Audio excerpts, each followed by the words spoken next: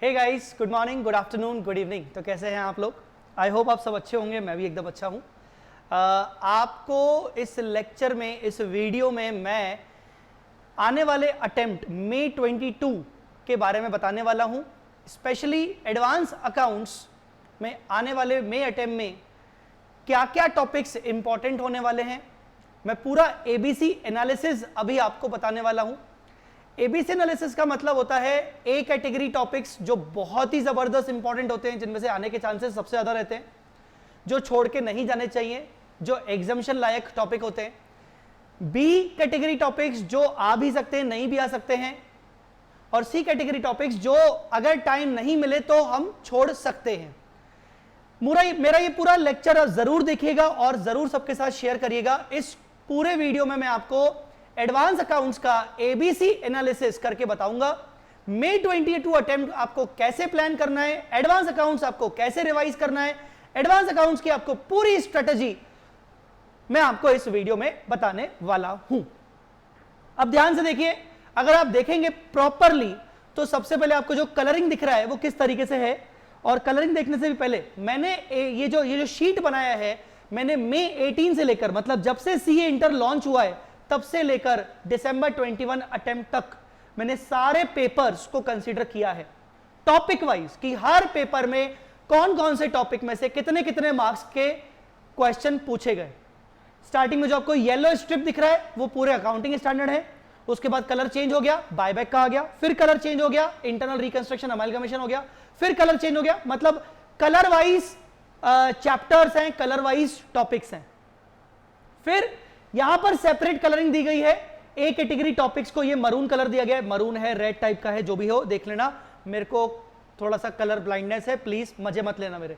फिर ये सी कैटेगरी के लिए डार्क ब्लू कलर है, और बी कैटेगरी के लिए ये जो भी ग्रे टाइप का जो कलर है वो देख लेना। ये मैंने कलरिंग किया हुआ है। एक मेरा जो सबसे कॉमन एनालिसिस यहां पर बड़ा एनालिसिस रहा कि इंस्टीट्यूट ये ट्राई कर रहा है, पिछले 3 अटेम्प्ट से मैं देख रहा हूं, स्पेशली जनवरी, जुलाई और दिसंबर, इंस्टीट्यूट कोई भी टॉपिक छोड़ नहीं रहा है एक्सेप्ट एएस। इंस्टीट्यूट सारे के सारे अकाउंटिंग स्टैंडर्ड एक ही पेपर में नहीं पूछ सकता। सी देयर आर 13 अकाउंटिंग स्टैंडर्ड। अब वो 13 के 13 अकाउंटिंग स्टैंडर्ड एक पेपर में नहीं पूछेगा। एक पेपर में वो हार्डली 5, मैक्सिमम से मैक्सिमम वो 5 अकाउंटिंग स्टैंडर्ड पूछ सकता है। पर अगर अकाउंटिंग स्टैंडर्ड को छोड़ दें, बाकी सभी की बात करें, तो इंस्टीट्यूट सभी टॉपिक्स को कवर कर रहा है। मतलब ऐसा नहीं कि कोई चैप्टर नहीं आया, कोई आ गया, कोई नहीं आया, ऐसा कुछ नहीं। मैक्सिमम सारे चैप्टर्स हर पेपर में आ रहे हैं।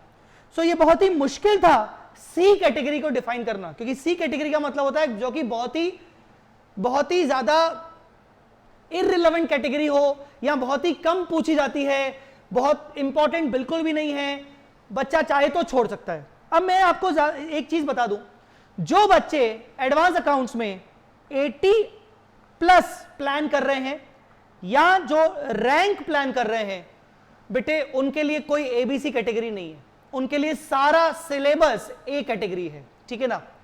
तो एबीसी कैटेगरी उन्हीं बच्चों के लिए है जिनको पास होना है, जिनकी मेहनत पूरी नहीं हो पाई, जिन्होंने तैयारी नहीं कर पाए। अब उनके लिए लास्ट रिजॉर्ट यह है कि कौन कौन से टॉपिक्स पर वो ध्यान दे। तो रैंक लाने वाला बच्चा, 80 प्लस मार्क्स लाने वाला बच्चा, कृपया करके ये एबीसी एनालिसिस पर आप एबीसी मत देखिए, आप मेन ये देखिए कि पास ट्रेंड क्या रहा है, और इस वीडियो में नेक्स्ट पूरी स्ट्रेटजी क्या रहने वाली है रैंकर के लिए, पास होने वाले के लिए, ये पूरा आपको मिलेगा। अगर हम अकाउंटिंग स्टैंडर्ड की बात करें तो ये पूरा शीट आपको इस वीडियो के डिस्क्रिप्शन में मिल जाएगा। आप ये पूरा शीट डाउनलोड कर सकते हो, पीडीएफ फाइल, तो आप डिस्क्रिप्शन से देख लेना। मैं आपके सामने ए कैटेगरी टॉपिक्स पर ज्यादा फोकस करूंगा अभी अपकमिंग मई 22 एग्जाम के लिए। अगर हम अकाउंटिंग स्टैंडर्ड की बात करें, wait a minute,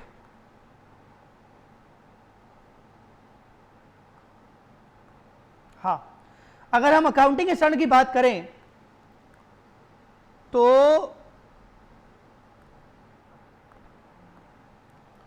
accounting standard में ए कैटेगरी देखिए किसको दिया गया है, AS5 को।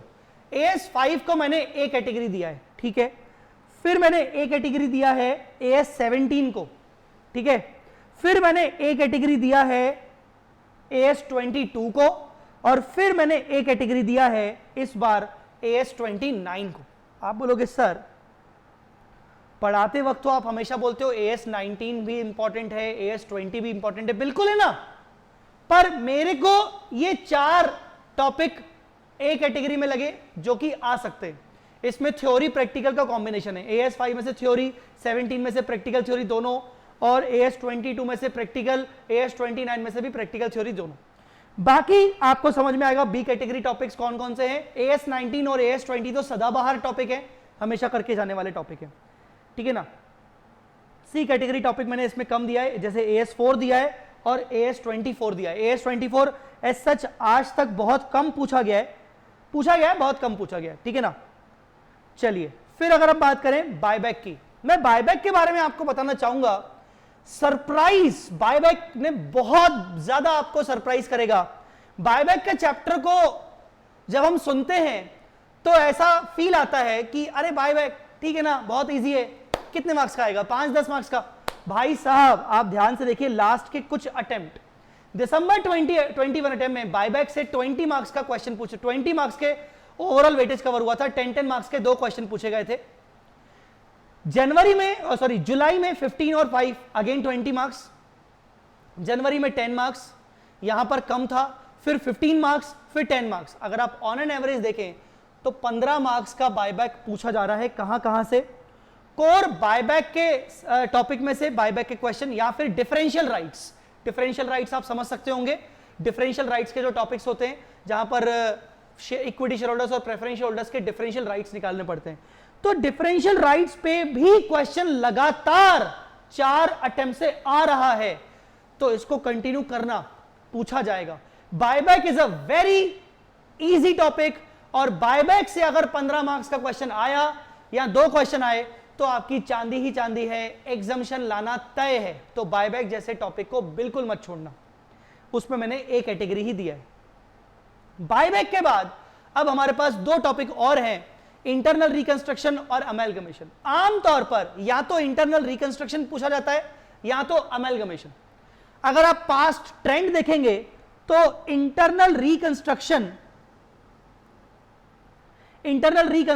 बहुत ही कम बार पूछा गया है, 1, 2 और 3, वो भी 5 मार्क्स का एक बार।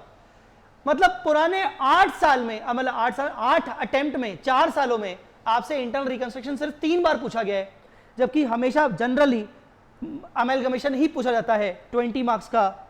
अब अमेलगमेशन में मैंने कैटेगरी किया है भाई कि ट्रांसफरी की बुक्स में ज्यादा पूछते हैं क्वेश्चन की ट्रांसफरर या मिसलेनियस कैटेगरी। मिसलेनियस कैटेगरी जैसे कि परचेज कंसिडरेशन निकाल के दे दो, ऐसे। तो ज्यादातर वो लोग आपको कॉन्सेंट्रेट कर रहे हैं ट्रांसफरी के बुक्स पर। ट्रांसफरी मतलब न्यू कंपनी, जहां पर आपको जर्नल एंट्री करने पड़ते हैं। 10 मार्क्स, 15 मार्क्स, 20 मार्क्स, 15 मार्क्स। कभी कभार वो मिसलेनियस में से भी देते हैं, जैसे परचेज कंसिडरेशन निकाल लिया 10 मार्क्स का, 5 मार्क्स का, ऐसे। एक बार उन्होंने 20 मार्क्स का क्वेश्चन दिया था जो कि दोनों कैटेगरी से कॉमनली था, ट्रांसफरर और ट्रांसफरी। ट्रांसफरर के बुक्स क्लोज करने, ट्रांसफरी के बुक्स ओपन करने, ऐसे। इस बार के लिए मुझे इंटरनल रिकंस्ट्रक्शन में ज्यादा दम लग रहा है, क्योंकि इंटरनल रिकंस्ट्रक्शन बहुत ही कम पूछा गया है। कभी कभार ऐसा भी होता है कि वो 10 मार्क्स का इंटरनल रिकंस्ट्रक्शन पूछ लेंगे और 10 मार्क्स का छोटा सा अमेलगमेशन पूछ लेंगे। तो वो सारे स्टूडेंट जो ये गलती करते हैं कि यार एक काम करते हैं, अमेलगमेशन और इंटरनल रिकंस्ट्रक्शन से कोई भी एक टॉपिक कर लेते हैं, एक काम करते हैं इंटरनल कर लेते हैं, वो ज्यादा इजी है, ये सोच के कि 15-20 मार्क्स का क्वेश्चन आएगा। हो सकता है दोनों क्वेश्चन आ जाए 10-10 मार्क्स के, तो ये गलती मत करना। अगर आपको अमेलगमेशन का टॉपिक अच्छा नहीं लगता है, कुछ बच्चे हैं जिनको टफ लगता होगा, तो मैं उनको बता दूं कि मिनिमम से मिनिमम आप क्या क्या करके जा सकते हो। एटलीस्ट पीसी कैसे फाइंड आउट किया जाता है वो निकाल लो। पीसी कैसे फाइंड आउट किया जाता है वो आपको पता होना चाहिए। और जो बेसिक जर्नल एंट्रीज होती हैं ट्रांसफरी कंपनी की बुक्स में, बिजनेस परचेज वाली, असेट्स को रिकॉर्ड करने वाली, लिक्विडेटर को पे करने वाली, कुछ बेसिक जर्नल एंट्रीज। और ट्रांसफरर की जो बुक्स हैं वो तो बहुत आसान है, वो तो आपको पार्टनरशिप में भी पढ़ाई जाती है कि कैसे डिसोल्यूशन होता है। तो ट्रांसफरर का जो क्या हो रहा है, वो डिसॉल्व हो रही है ट्रांसफरर कंपनी, तो रियलाइजेशन अकाउंट बनाना है, इक्विटी शेयर होल्डर अकाउंट बनाना है, तो वो बहुत आसान है। तो अगर आप अमेलगमेशन के पूरे टॉपिक को छोटे छोटे हिस्सों में कन्वर्ट करोगे ना, तो यू विल फाइंड कि आपको एक्चुअल में जो डर है ना, वो डर सिर्फ कुछ 2-4 क्वेश्चन के चक्कर में हुआ है, बाकी कंटेंट पूरा का पूरा आसान है। तो ये चीज जरूर ध्यान रखिएगा। कंसोलिडेशन की बात कर लेते हैं। Next topic is consolidation. Consolidation में मैंने 3 कैटेगरी रखी है कि वो कभी कभार बैलेंस शीट पे बात पूछ लेते हैं क्वेश्चन, कभी कभार वो P&L पे क्वेश्चन पूछ लेते हैं, कभी कभार वो साथ साथ मिसलेनियस क्वेश्चन पूछ लेंगे, आपको बोलेंगे कि गुडविल कैपिटल रिजर्व निकाल के दो और माइनॉरिटी इंटरेस्ट निकाल के दो, बस ऐसे टाइप के क्वेश्चन भी पूछेंगे। अगर आप ओवरऑल वेटेज देखेंगे, जैसे 20 मार्क्स का क्वेश्चन आया, फिर 10 मार्क्स का आया सिर्फ, फिर 10 मार्क्स का सिर्फ आया, वो भी मिसलेनियस में से, फिर 10 + 5 15, फिर 15, फिर 20, फिर 15, फिर 15, मतलब लास्ट के अगर 4 अटेम्प्ट देखें तो मिनिमम 15 मार्क्स का तो पूछा जा रहा है। और लास्ट के लगातार 2 अटेम्प्ट अगर आप देखोगे तो P&L से पूछा जा रहा है, 15 मार्क्स का P&L, 15 मार्क्स का P&L। तो इस बार मई 22 में कंसोलिडेटेड P&L के आने के चांसेस कम हैं। अब कुछ बच्चे होंगे जो सोच रहे होंगे P&L सर, कंसोलिडेटेड P&L भी कोई टॉपिक है, हमें तो पता ही नहीं क्या। जय सर के स्टूडेंट्स को बताया गया है, बाकी मुझे नहीं पता। कंसोलिडेटेड P&L पे भी हमने कुछ क्वेश्चंस किए हुए हैं हमारी क्लासेस में, तो वो जरूर देख के जाना। बट इस बार के मई 22 अटेम्प्ट के लिए ज्यादा इंपॉर्टेंट नहीं है, बैलेंस शीट बेस्ड मुझे ज्यादा लग रहा है। The next category is NBFC and banking. पहले NBFC की बात कर लेते हैं। आप देखो पेपर में 5, 10, 5, 5, 5, 5, 5, 5, किसी भी अटेम्प्ट में NBFC को छोड़ा नहीं गया, 5 मार्क्स का आएगा ही आएगा, एक कैटेगरी। अगर बैंकिंग की बात करें तो बैंकिंग में मैंने इंटरनल चीजें रख दी कि वो कभी कभार बैंक के फाइनेंशियल स्टेटमेंट्स पूछ लेगा, P&L बनाओ, कभी कभार वो discount on rebate, rebate on discount का क्वेश्चन पूछ लेगा, कभी कभार वो कैपिटल एडिक्वेसी रेशियो वाला क्वेश्चन पूछ लेगा कार, कभी कभार वो NPA के प्रोविजंस पर क्वेश्चन पूछ लेगा, या फिर इसके अलावा कोई मिसलेनियस कैटेगरी हुई। अगर आप देखेंगे तो इस बार के लिए मुझे एक कैटेगरी मैंने 2 चीजों पे रखा है। ये 2 चीजें कौन सी हैं? ये 2 चीजें हैं आपकी रिबेट और कैपिटल एडिक्वेसी रेशियो। रिबेट और कैपिटल एडिक्वेसी रेशियो मुझे इस बार लग रहा है ये एक कैटेगरी टॉपिक्स हैं, इन पर आने के चांसेस ज्यादा हैं, क्योंकि पिछले जस्ट अटेम्प्ट में 2 बार से लगातार वो P&L का क्वेश्चन पूछ रहा है, ठीक है ना। तो ये देख लीजिएगा। लिक्विडेशन में भी मैंने कैटेगरी किया है कि भाई लिक्विडेटर फाइनल अकाउंट वाला क्वेश्चन पूछ लेगा, पूरा जो अकाउंट बनाना पड़ता है जिसमें रेम्युनरेशन निकाल के बाकी सब चीजें दिखानी पड़ती हैं, या फिर बी लिस्ट कॉन्ट्रीब्यूटरी, या फिर अदर कैटेगरीज में वो कभी कभार सिंपली बोलेगा कि बस रेम्युनरेशन निकाल के दो, कभी कभार वो डेफिशिएंसी अकाउंट बनाने को बोलेगा, पर डेफिशिएंसी वाला क्वेश्चन आज तक नहीं आया। इस बार की कैटेगरी मुझे कौन सी लग रही है? एक कैटेगरी कौन सी लग रही है? Liquidator final account. Liquidator final account इस बार के लिए मुझे एक कैटेगरी लग रहा है कि इसमें से पूछा जाएगा, ठीक है ना। लिक्विडेटर अगर आप देखेंगे तो किसी भी पेपर में छोड़ा नहीं गया, हर पेपर में 5, 10, 10, 5, 10, 10, 5 और 5, मतलब हर अटेम्प्ट में लिक्विडेशन से भी पूछा गया है। तो मैं आपको यही बता रहा था कि एडवांस अकाउंट्स में ये मत सोचना कि कुछ ऐसे टॉपिक होंगे क्या जो आते ही नहीं है, या जो कभी आते हैं कभी नहीं आते। नहीं, हर चैप्टर में से आता ही आता है, क्योंकि हर चैप्टर के अंदर उनके पास बहुत सारी कैटेगरीज हैं। ईसॉप को देख लो, 5, 10, 5, 5, 10, 5, 5, 5, मतलब मिनिमम 5 मार्क्स का ईसॉप आएगा ही आएगा। ईसॉप इजी है, ईसॉप में मैं आपको क्या ही बताऊं, एक ही टाइप का क्वेश्चंस होते हैं, वो आप कर लीजिएगा। पार्टनरशिप, ये बहुत इंपॉर्टेंट है। वो क्या डिसॉल्यूशन पे क्वेश्चन पूछेगा विथ इंसॉल्वेंसी, या फिर वो पीसमल डिस्ट्रीब्यूशन पे पूछेगा, या फिर वो कन्वर्जन इनटू कंपनी में पूछेगा, मतलब सेल टू कंपनी, या फिर वो अमेलगमेशन पे पूछेगा। और पार्टनरशिप में थ्योरी भी इंपॉर्टेंट है।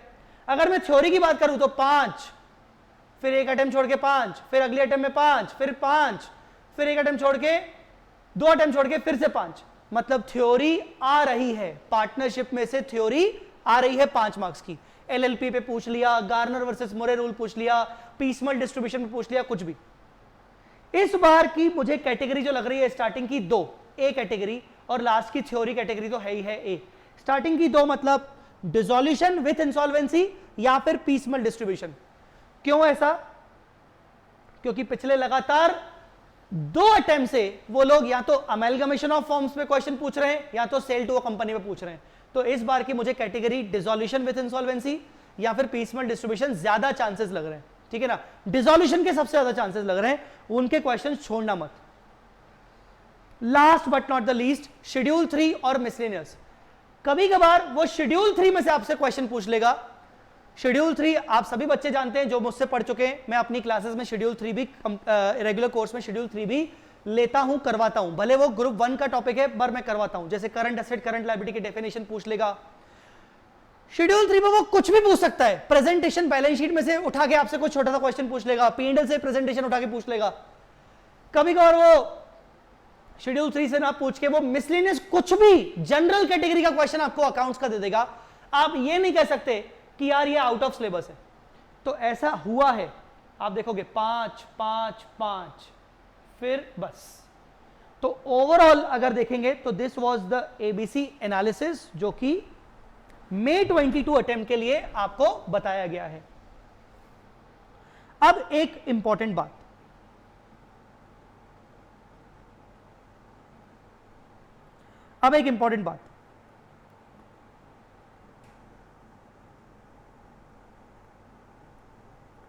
May 22 exam preparation strategy. May 22 exam preparation strategy, इसको लिख लीजिएगा या इसका फोटो ले लीजिएगा, यह बहुत ही जरूरी है। पहली बात, practice enough, practice not enough actually, practice more and more questions. ज्यादा से ज्यादा क्वेश्चंस की प्रैक्टिस करिए और वो भी राइटिंग प्रैक्टिस। आमतौर पर बच्चे गलती क्या करते हैं, बच्चे कहते हैं मैं पूरा प्रैक्टिस करके गया, मैं सब कुछ देख के गया। मैंने उनसे पूछा भाई राइटिंग प्रैक्टिस किया कि नहीं? नहीं सर, वो देख के गया, टिक टिक लगा गया, इतना टाइम नहीं मिला। क्यों नहीं मिला टाइम? बाकी लोगों को तो मिलता है, कई लोगों को मिलता है टाइम। टाइम निकालना आना चाहिए, टाइम मिलता नहीं है, टाइम निकालना पड़ता है। तो इनफ आपको राइटिंग प्रैक्टिस करनी पड़ेगी, क्वेश्चंस को सॉल्व करना पड़ेगा। मैं ये नहीं कह रहा हूं, जैसे कंसोलिडेशन में अगर बात करें तो आपके पास टोटल मिला के सपोज 30 क्वेश्चंस होंगे। मैं ये नहीं कह रहा हूं कि रिवीजन करते वक्त आप 30 के 30 क्वेश्चंस को प्रैक्टिस करिए, पर आप मिनिमम से मिनिमम 30 में से 8 क्वेश्चंस तो प्रैक्टिस करो, 7-8 क्वेश्चंस, 10 क्वेश्चंस तो प्रैक्टिस करो। कंसोलिडेशन जैसा टॉपिक, पार्टनरशिप जैसा टॉपिक, अमेलगमेशन जैसा टॉपिक, बायबैक जैसा टॉपिक, ये 4 टॉपिक आपके 15-15 मार्क्स में आते हैं। ये 4 chapter, buyback, consolidation, amalgamation, internal reconstruction या सिर्फ अमेलगमेशन और पार्टनरशिप, अगर आप इनको मिला दोगे तो कुल मिला के आपके 50-60 मार्क्स कवर हो जाते हैं इसमें। तो आप क्वेश्चंस की प्रैक्टिस करिए। अब आप क्वेश्चन की प्रैक्टिस के लिए आरटीपी ले सकते हो, आपका खुद का आईसीआई का मटेरियल ले सकते हो, किसी भी फैकल्टी, जिस फैकल्टी से आपने पढ़ा है फैकल्टी का बुक ले सकते हो, एमटीपी ले सकते हो, पास्ट पेपर्स ले सकते हो।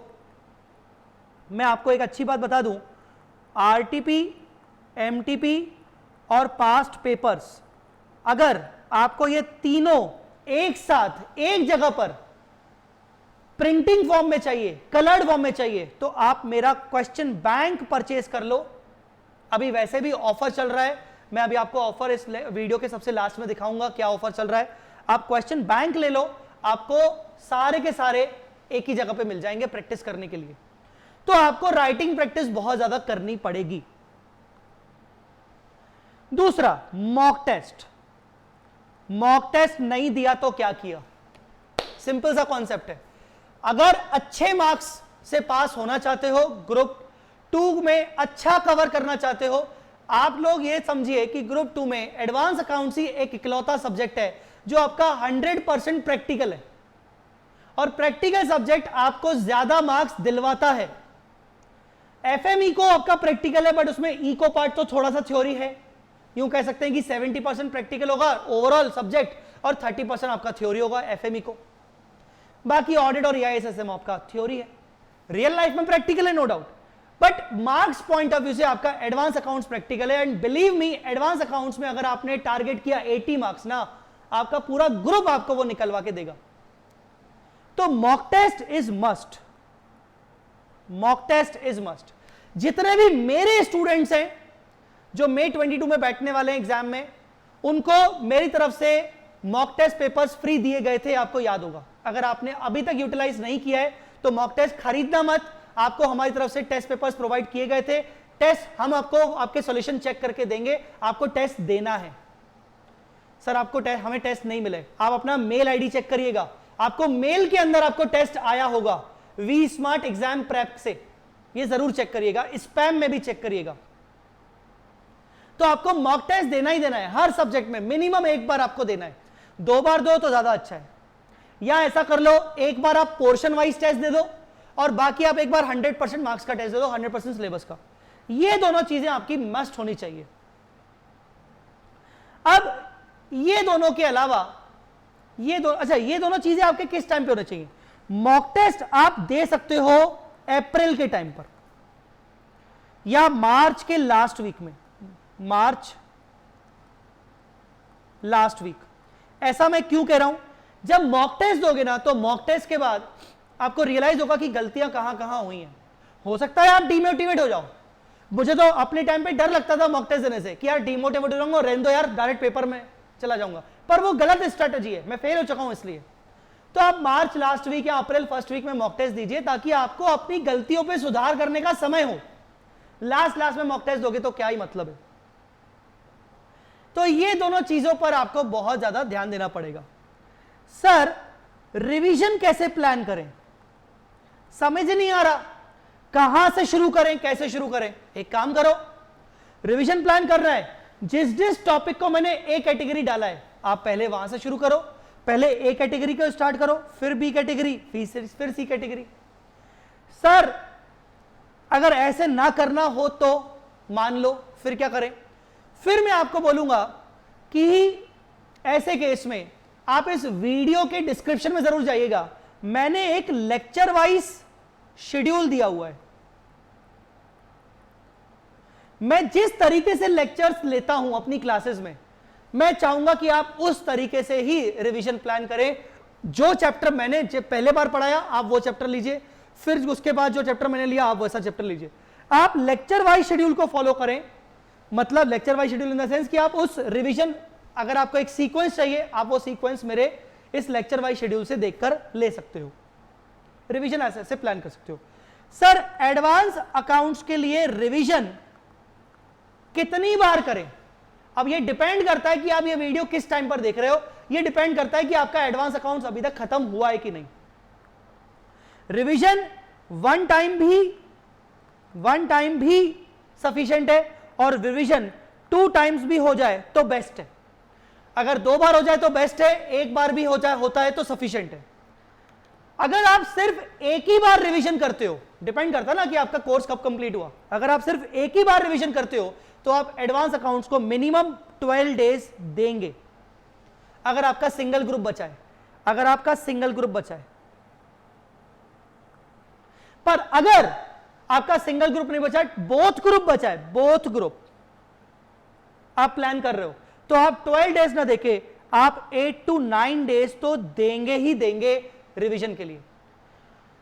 सर अगर आपका कोर्स ऑलरेडी कवर हो चुका है तो आप 2 टाइम रिवीजन करिए, जिसमें से first revision with writing practice होना चाहिए, और second revision with limited questions, exam level question. मेरे सभी जो स्टूडेंट हैं उनको पता होगा, हम क्लास में पढ़ते पढ़ते मैं आपको एग्जाम क्वेश्चन टिक करवाता था, तो वो एग्जाम लेवल क्वेश्चंस आप लिमिटेड रिवीजन कर सकते हो। आप फर्स्ट रिवीजन को तकरीबन 10 दिन का टाइम दे सकते हो, और आप सेकंड रिवीजन को तकरीबन 5 दिन का टाइम दे सकते हो, ठीक है ना। पर अगर आपके पास एक ही बार रिवीजन करने का प्लान है तो आप इस तरीके से कर सकते हो, रिवीजन इस तरीके से चल सकता है। आपको अगर मुझसे डाउट्स पूछना है तो डाउट्स के दो तरीके हैं, या तो आपको मैं रिप्लाई करूंगा 7887 पर, या तो मेरे इसी नंबर से आपको मेरे अदर व्हाट्सएप नंबर्स डाउट्स के आपको प्रोवाइड हो जाएंगे, आप उन पे मेरे जूनियर से बात कर सकते हो जब मैं अवेलेबल नहीं हूं, तो वो आपके डाउट सॉल्व करेंगे। वो सीए फाइनल के बच्चे हैं, उनको इंटर में बहुत अच्छे अच्छे मार्क्स आए थे, वो डाउट आपके सॉल्व कर सकते हैं। अच्छा, मैं आपको दिखा देता हूं कि वी स्मार्ट एकेडमी में अभी बुक्स के ऊपर जो ऑफर अवेलेबल है, एक्स्ट्रा आपको प्रैक्टिस करना है तो आप कैसे कर सकते हो। आप सीए इंटर पे जाइए, मैं आपको 2-3 चीजें बताने वाला हूं बहुत जबरदस्त। आप सीए इंटर में जाके सबसे पहले आप बुक सेल पर टिक कर लिए तो बुक सेल फिल्टर हो जाएगा। सबसे पहले अभी करंटली ये धमाका ऑफर चल रहा है जिसमें हम आपको ग्रुप 1 का ट्रम्प, ग्रुप 1 का अकाउंट्स क्वेश्चन बैंक, ग्रुप 1 का चार्ट बुक, ये चार्ट बुक तो कॉमन है ग्रुप 1 ग्रुप 2 का, ये तीनों का प्राइस जो कि कहीं ना कहीं 1400 का होता है वो हम आपको 499 में प्रोवाइड कर रहे हैं। ये लिमिटेड पीरियड के लिए, आई डोंट नो आप ये लेक्चर किस टाइम पे देख रहे हो, उस जिस टाइम पे आप देख रहे होगे ये ऑफर अवेलेबल होगा कि नहीं मुझे नहीं पता, ये मैं जिस टाइम पे लेक्चर रिकॉर्ड कर रहा हूं ये अभी अवेलेबल है। बहुत जबरदस्त है, आपको May 22 में काम आएगा। इसके अलावा अकाउंट्स का जो एएस का ट्रम्प बुक है वो हम आपको फ्री ऑफ कॉस्ट दे रहे हैं, give away free of cost. Digital book, digital Trump book soft copy में, जिसमें आपको प्ले वीडियो का ऑप्शन भी आएगा, मतलब हर एक टॉपिक के साइड में प्ले वीडियो का ऑप्शन आएगा, आप वीडियो प्ले करके वो टॉपिक को रिवाइज कर सकते हो। हर एक इलस्ट्रेशन क्वेश्चन के सामने प्ले वीडियो का ऑप्शन आएगा, आप प्ले करके आप वो क्वेश्चन का डाउट सॉल्व कर सकते हो। ऐसा अकाउंटिंग स्टैंडर्ड के साथ हम आपको फ्री दे रहे हैं। आपको यहां जाके क्लिक करना है, अपने आप को रजिस्टर करना है और आपको डिजिटल बुक, ये डिजिटल स्मार्ट बुक आपको फ्री मिलेगा, उसका लिंक मिलेगा, उसके अंदर आपको डिजिटल बुक मिलेगी, साइड में प्ले वीडियो का बटन होगा। बहुत जबरदस्त है। अगर आपको इंडिविजुअल चार्ट बुक परचेज करना है, ट्रम्प बुक परचेज करना है तो ये अवेलेबल है, ग्रुप 2 के भी बुक्स अवेलेबल हैं, आप ये परचेज कर सकते हो। चार्ट बुक अभी अवेलेबल है, क्वेश्चन बैंक अवेलेबल है, बट मैं आपको बोलूंगा कि चार्ट बुक का प्राइस 400 रुपीज का है, क्वेश्चन बुक का प्राइस 500 का है, तो उतने में तो आपका धमाका ऑफर में आपको ये अवेलेबल हो रहा है 499 में, ठीक है। इसके अलावा अगर आपको लेक्चर्स परचेज करने हैं तो आप जय चावला को टिक करेंगे तो आपके सामने आपको लेक्चर्स प्रोवाइड कर दिए, आपको लेक्चर्स मिल जाएंगे, आपको जो भी लेक्चर्स परचेज करने हैं। अगर आप फास्ट ट्रैक लेक्चर्स प्रोवाइड करना, आपको फास्ट ट्रैक लेक्चर्स चाहिए, एडवांस अकाउंट्स का फास्ट ट्रैक लेक्चर चाहिए, तो एक सुपर 35 करके है जिसमें 35 से 40 लेक्चर्स हैं। ओल्ड रिकॉर्डिंग है, यस ओल्ड रिकॉर्डिंग है, but it is fully applicable for नवंबर 22। अगर आपको नया रिकॉर्डिंग चाहिए तो आई मस्ट रिकमेंड यू कि ऐसे केस में आप मेरा स्पेशल 50 बैच परचेज करो, जिसमें टोटल 50 लेक्चर्स हैं और एग्जाम ओरिएंटेड कोर्स है। अगर आपको फास्ट ट्रैक ओल्ड रिकॉर्डिंग नहीं लेना है तो ओल्ड रिकॉर्डिंग में 35 से 40 लेक्चर्स हैं, ठीक है। ये जो बैच है, ये बैच बिल्कुल ही ब्रांड न्यू है। अभी जिस टाइम मैं ये वीडियो बना रहा हूं उस टाइम में मेरा ये बैच अभी करंटली चल रहा है और 35 लेक्चर्स हुए हैं। आप ये बैच ले सकते हो, एग्जाम ओरिएंटेड, कुल मिला के 50 लेक्चर्स में आपका 100% सिलेबस कंप्लीट हो जाएगा विथ बुक्स। ऑलराइट, तो आप ये बैच खरीद सकते हो। अगर आपको रेगुलर कोर्स चाहिए तो आपको रेगुलर कोर्स भी इसमें मिल जाएगा, रेगुलर कोर्स भी हमारा अवेलेबल है, तो आप वो भी सब्सक्राइब कर सकते हो। कॉम्बो भी अवेलेबल है मल्टीपल सब्जेक्ट्स के साथ, रेगुलर परचेज करना है तो रेगुलर परचेज कर सकते हो, ठीक है। आपको वी स्मार्ट एकेडमी के चार्ट बुक्स चाहिए, ना सिर्फ मेरे, जबकि एफएमइको के, एसएम के ऊपर, फाड़ू चार्ट बुक ऑडिट का, तो आप मल्टीपल चार्ट बुक भी परचेज कर सकते हो बहुत ही डिस्काउंटेड प्राइस पर। यस, सो गाइज, ये एक स्ट्रेटेजी मैंने आपके साथ शेयर की ताकि आपको मई 22 में कोई प्रॉब्लम ना जाए। ये एबीसी एनालिसिस का डिस्क्रिप्शन में आपको मिल जाएगा, पीडीएफ फाइल डिस्क्रिप्शन में आपको लेक्चर वाइज शेड्यूल मिल जाएगा, आप उस शेड्यूल के अकॉर्डिंग रिवीजन प्लान कर सकते हैं, ठीक है ना। और डिस्क्रिप्शन में मेरा इंस्टा का आईडी आपको मिल जाएगा, आप मुझे फॉलो कर सकते हो, यूट्यूब चैनल का लिंक मिल जाएगा आपको, आप हमें फॉलो कर सकते हो, मेरा टेलीग्राम का डिस्कशन ग्रुप मिल जाएगा, आप वो ज्वाइन कर सकते हो। सो यस, आई होप ये वीडियो आप सबके लिए एक हेल्पफुल वीडियो रहेगा और आप इस वीडियो को जरूर सबके साथ शेयर करिएगा ताकि मैक्सिमम बच्चों का फायदा किया जाए, ठीक है। All the very best for May 22 attempt. आपको कुछ भी अगर मुझसे पूछना हो आप मुझसे व्हाट्सएप पे कनेक्ट हो सकते हो 7887788705, या आप मेरे टेलीग्राम ग्रुप पे, टेलीग्राम चैनल पे जिसका लिंक आपको दिया गया है, आप मुझसे वहां पे भी कनेक्ट हो सकते हो। Thank you so much, bye bye, take care, जय माता दी।